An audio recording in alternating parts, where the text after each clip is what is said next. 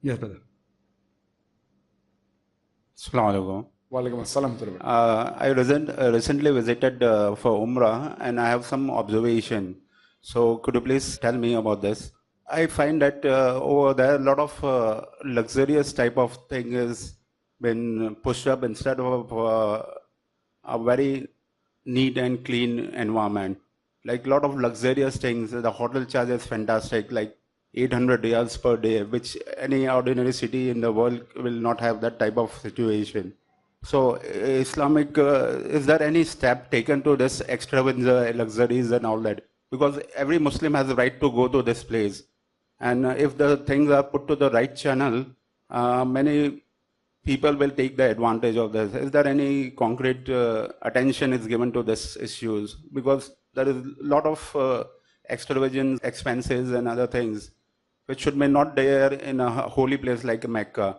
And even if you see in India, there is in any other religion, they have this thing, Musafir Khana, or a place where people can say a normal, at very economical rates and all that. So why don't you put some efforts to this? He was asked the question that when he went for Umrah, he found that the rates of per day in staying in hotels is very exorbitant, say 800 riyals, which is very high. Brother, let me tell you one thing. I do agree. The rates are only high during the season. During the month of Hajj, during Hajj period, it's very expensive, and during the month of Ramadan. These two are the only times when the rates escalate. Well, that's the time when more pilgrims come to the holy city of Makkah and Medina. Otherwise, in off-season, it is one of the cheapest in the world. 800 riyal, what we're talking about the peak season. So the rates in hotels close to the Haram is one of the most expensive in the world and one of the cheapest in the world. 800 riyal is nothing. What we're talking about 800 riyal is about a 5-star hotel. So 800 riyal comes to about 10,000 rupees. So if you take the rates of the 5-star hotels close to the Haram, where the Makkah, Medina, in off-season, it is the cheapest in the world. Cheapest in the world, I'm telling you that. You can even stay for 150 riyals.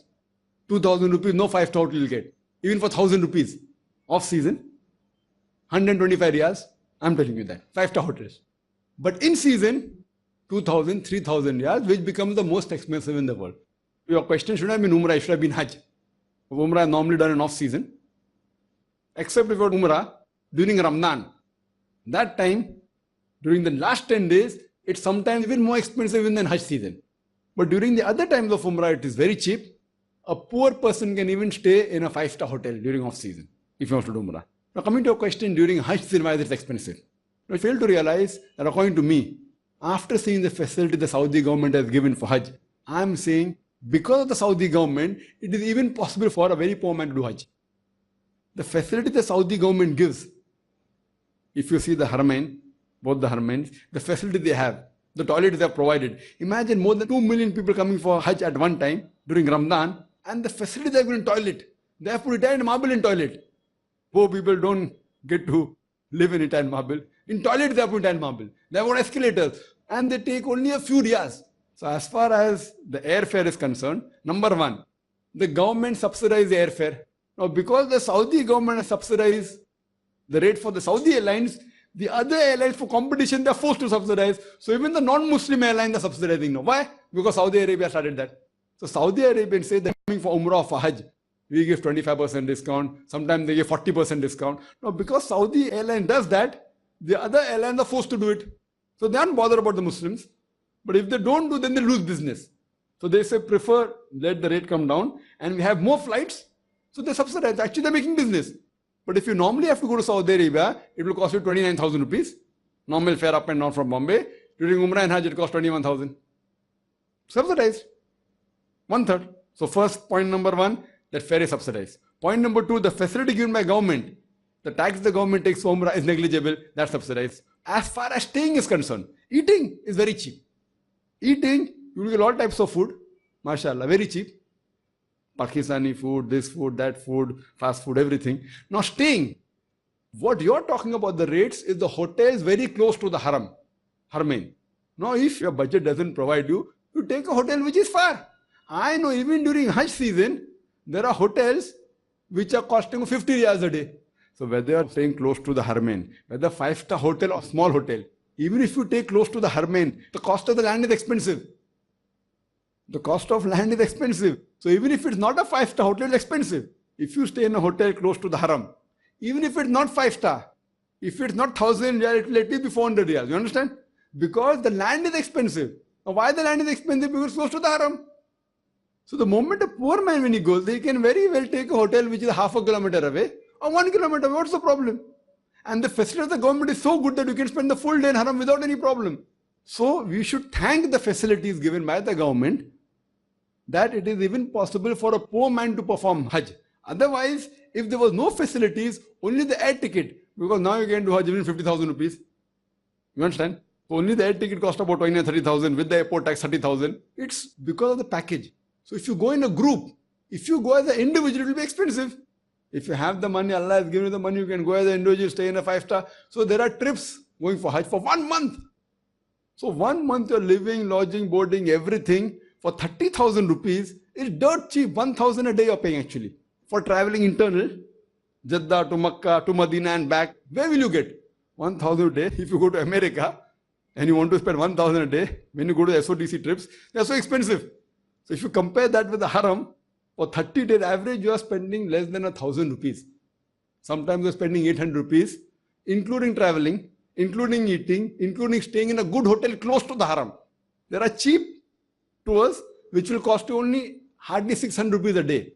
Now 600 rupees a day for eating, staying and traveling is very cheap in a foreign country. It is mentioned in the Quran that when you are going for Hajj, you take some cloth in India which is not available there. You can very well take that cloth, sell it.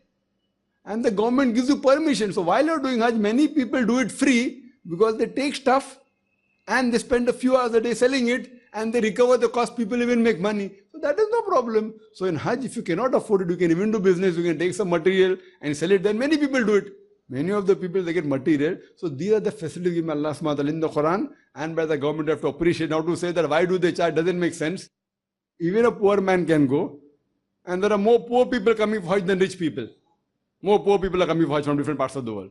They do the saving and alhamdulillah, I have to thank. So all the types of facilities there in the Haramain, whether Makkah, Medina, big hotels are there, cheap hotels are there. There are Jamaat Khanas also. There's Bhori Jamaat Khana, there are Aga Khani Jamaat Khana. There are several, so many Musafir Khanas are there. Now, if you don't know about it, that's your problem. There are many Musafir, not only in the Haram, even in cities. In Bombay, the Musafir Khana Hajj committee is going to the dogs. It's just lying vacant. Who's to blame? You are to blame. One thing is there, that you have to realize that you go and tell the Saudi government, why did you put tile marble in the toilet? They want to give you free. So you should go and tell the Saudi government, why did you put tile marble in the toilets?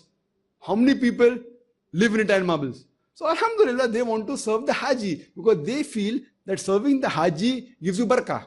Now when you do a trip from Jeddah to Medina and back, in the bus, they charge you 130 riyal, which is not possible. 150 riyal is only for going and coming. How is it possible? Then I inquired. They came to know that many rich people who say that whatever the cost is, we'll pay half. So when you're paying 130 riyal, which for 3 days going to Medina and coming back with the air-conditioned bus, the normal bus fare when you go is 150 riyals. How can they have 130? It doesn't make sense. So when I inquired, they told me that whatever the 50% is paid by rich people, they say we want to subsidize it. So if they want to subsidize it, why go in air-conditioned bus?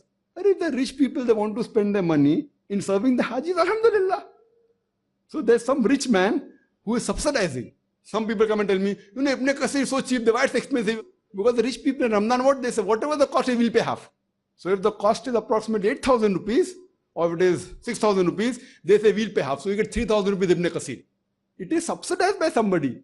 So when they want that, let the Hajis get facilities, let the people who come for Ramadan get facility. So why are you objecting? If you don't want it, don't take it. So don't go in the tour, you can go individually. So the thing is that the facility given by the people out there, alhamdulillah, because they respect the Hajis, alhamdulillah, we have to appreciate that. And we have to say that, mashallah, you can stay in a good hotel also, sometime at cheap rate. Sometime if you don't have the money, you can stay in a cheap hotel. Or if you have the money, you can stay in the season in expensive hotel. Hope that answers the question. Yeah, brother.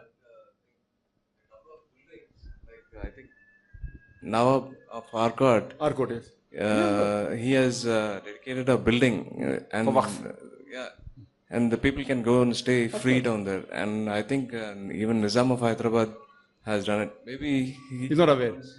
Brother adding more information, he's right. That Nizam of Hyderabad at that time, he used to give zakat to Saudi Arabia. No? Nizam of Hyderabad. They used to send zakat. They used to send money to Saudi Arabia, and now it is the opposite. So they have got many of their own places to stay, which is free. But again, that's limited. So maybe the place, the room may be 50 or 100. So booking is there, so people are staying free. There are many people, even Nawab of Arcot of Madras, he has got his own place where people can go and stay there free. There, even Abhori Sayyidin has got, even Aga Khan has got. There are many trusts which have got. And they give free. Some people charge nominal. So depending upon if you want, you can avail. That's the reason so many poor people can also perform Hajj, alhamdulillah, summa alhamdulillah. Hope that answers the question.